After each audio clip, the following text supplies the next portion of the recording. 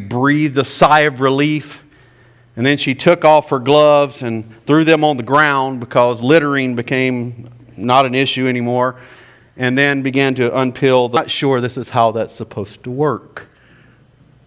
But nevertheless, in her mind, she was taking the needed precautions to stay COVID-free. Some people are still doing these things. My wife and I recently went through a drive-through in Loganville, and when we got up to the window, the lady that was running the window had on a mask.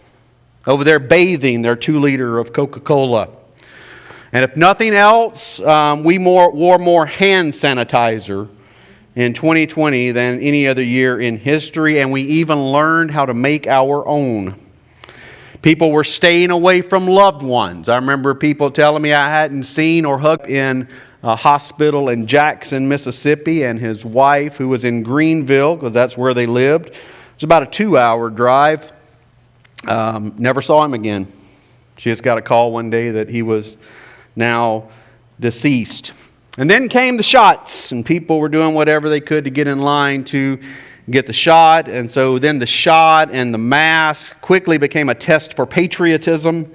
You didn't love your country, and probably not even your grandmother, if you didn't get a shot and wear a mask.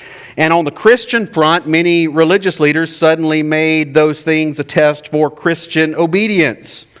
You would hear things like Jesus said to love your neighbor, and if you loved your neighbor, then you would wear a mask and you would get a shot. And if you didn't wear a mask and get a shot, you weren't loving your neighbor, so then you were disobeying the Lord.